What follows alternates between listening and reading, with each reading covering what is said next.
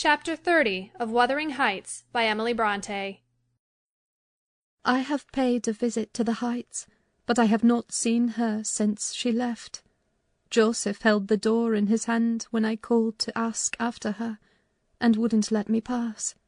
He said Mrs. Linton was thrang, and the master was not in. Zillah had told me something of the way they go on, otherwise I should hardly know who was dead and who was living. She thinks Catherine haughty, and does not like her. I can guess by her talk. My young lady asked some aid of her when she first came, but Mr. Heathcliff told her to follow her own business, and let his daughter-in-law look after herself, and Zillah willingly acquiesced, being a narrow-minded, selfish woman. Catherine evinced a child's annoyance at this neglect, repaid it with contempt, and thus enlisted my informant among her enemies, as securely as if she had done her some great wrong. I had a long talk with Zillah about 6 weeks ago, a little before you came, one day when we foregathered on the moor, and this is what she told me. "The first thing Mrs. Linton did," she said, "on her arrival at the Heights, was to run upstairs, without even wishing good evening to me and Joseph. She shut herself into Linton's room and remained till morning. Then, while the master and Earnshaw were at breakfast, she entered the house, and asked, all in a quiver, if the doctor might be sent for. Her cousin was very ill." "We know that," answered Heathcliff, "but his life is not worth a farthing, and I won't spend a farthing on him." "But I cannot tell how to do," she said, "and if nobody will help me, he'll die." "Walk out of the room," cried the master, "and let me never hear a word more about him.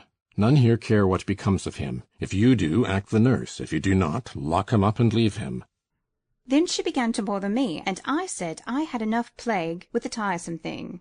We each had our tasks, and hers was to wait on Linton. Mr. Heathcliff bid me leave the labour to her. How they managed together I can't tell.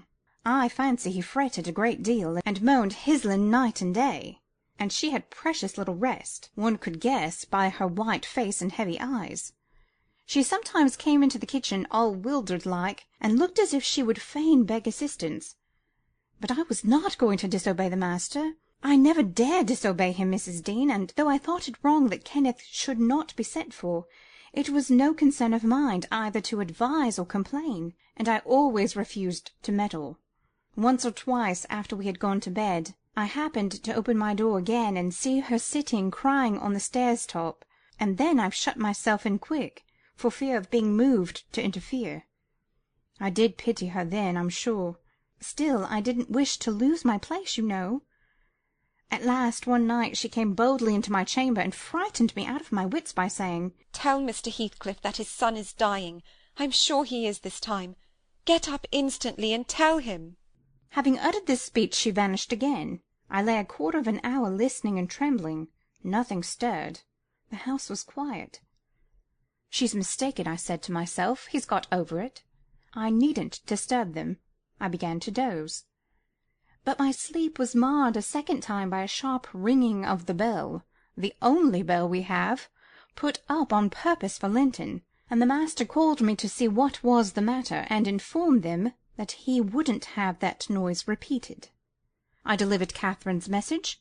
He cursed to himself, and in a few minutes came out with a lighted candle, and proceeded to their room. I followed. Mrs. Heathcliff was seated by the bedside, with her hands folded on her knees. Her father-in-law went up, held the candle to Linton's face, looked at him, and touched him. Afterwards he turned to her. "Now, Catherine," he said, "how do you feel?" She was dumb. "How do you feel, Catherine?" he repeated. "He's safe, and I'm free," she answered.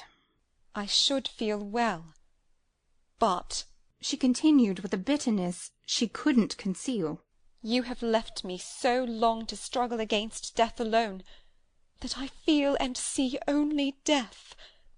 I feel like death." And she looked like it too. I gave her a little wine. Hareton and Joseph, who had been wakened by the ringing and the sound of feet, and heard our talk from outside, now entered. Joseph was fain, I believe, for the lad's removal. Hareton seemed a thought bothered, though he was more taken up with staring at Catherine than thinking of Linton. But the master bid him get off to bed again. We didn't want his help. He afterwards made Joseph remove the body to his chamber, and told me to return to mine, and Mrs. Heathcliff remained by herself. In the morning he sent me to tell her she must come down to breakfast. She had undressed and appeared going to sleep, and said she was ill, at which I hardly wondered. I informed Mr. Heathcliff, and he replied, Well, let her be till after the funeral, and go up now and then to get her what is needful, and as soon as she seems better, tell me.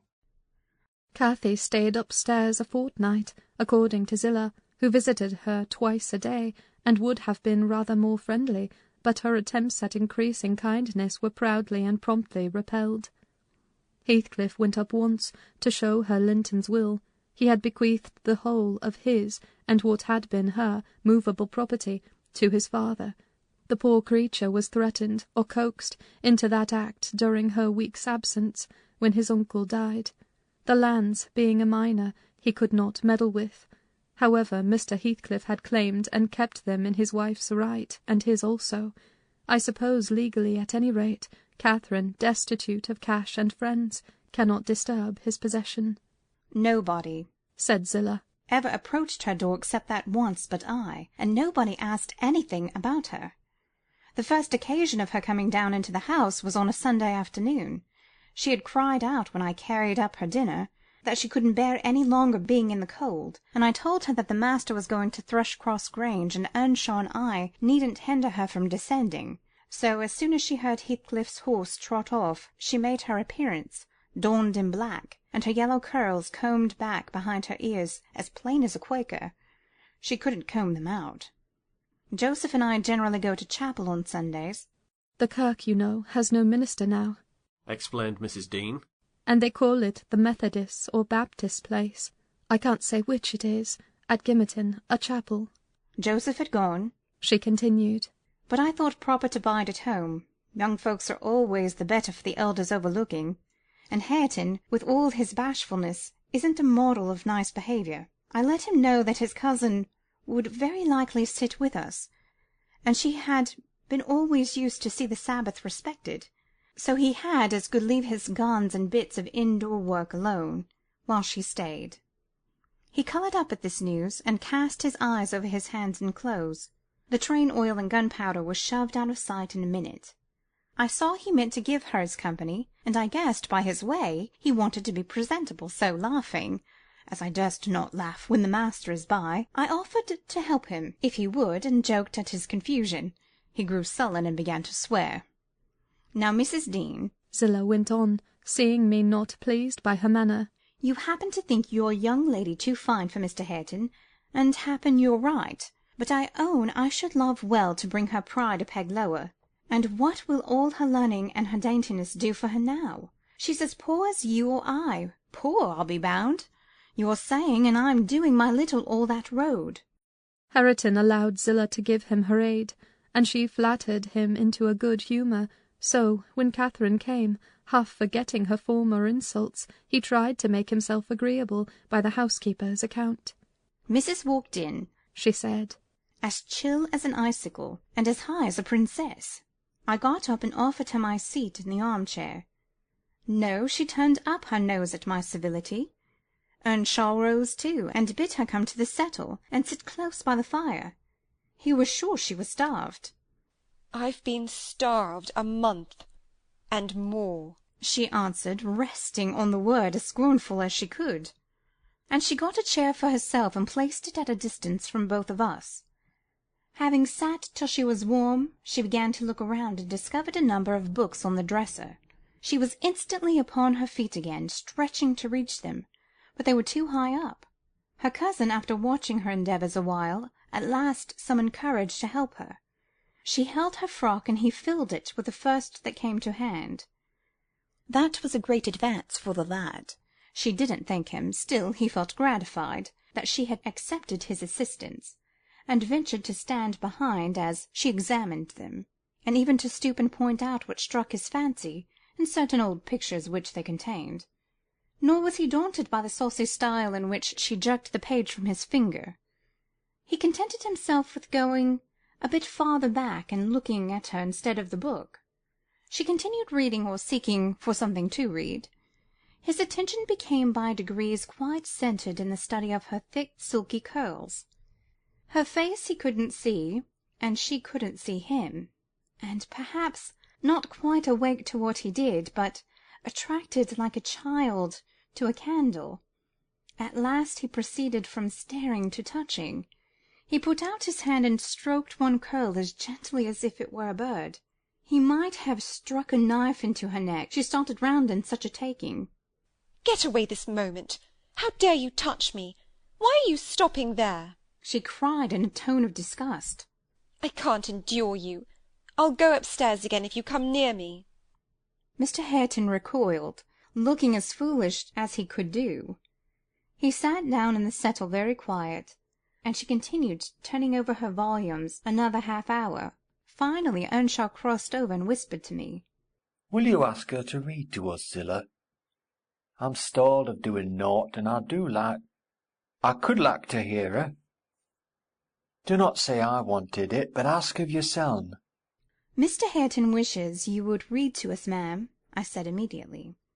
"He'd take it very kindly. He'd be much obliged." She frowned, and looking up, answered, "Mr. Hareton, and the whole set of you, will be good enough to understand that I reject any pretence at kindness you have the hypocrisy to offer. I despise you, and will have nothing to say to any of you. When I would have given my life for one kind word, even to see one of your faces, you all kept off. But I won't complain to you. I'm driven down here by the cold, not either to amuse you or enjoy your society." "What could I have done?" began Earnshaw. "How was I to blame?" "Oh, you are an exception," answered Mrs. Heathcliff. "I never missed such a concern as you." "But I offered more than once, and asked," he said, kindling up at her pertness. "I asked Mr. Heathcliff to let me wake for you." "Be silent. I'll go out of doors or anywhere, rather than have your disagreeable voice in my ear," said my lady. Hareton muttered she might go to hell for him, and unslinging his gun, restraining himself from his Sunday occupations no longer, he talked now freely enough, and she presently saw fit to retreat to her solitude. But the frost had set in, and in spite of her pride she was forced to condescend to our company more and more. However, I took care there should be no further scorning of my good nature ever since. I've been as stiff as herself, and she has no lover or liker among us, and she does not deserve one. Let them say the least word to her, and she'll curl back without respect of any one. She'll snap the master himself as good as dares him to thrash her, and the more hurt she gets, the more venomous she grows." At first, on hearing this account from Zillah, I determined to leave my situation, take a cottage, and get Catherine to come and live with me. But Mr. Heathcliff would as soon permit that as he would set up Hareton in an independent house, and I can see no remedy at present, unless she could marry again, and that scheme it does not come within my province to arrange. Thus ended Mrs. Dean's story. Notwithstanding the doctor's prophecy, I am rapidly recovering strength, and though it be only the 2nd week in January, I propose getting out on horseback in a day or two, and riding over to Wuthering Heights, to inform my landlord that I shall spend the next 6 months in London, and if he likes, he may look out for another tenant to take the place after October. I would not pass another winter here for much. End of chapter 30.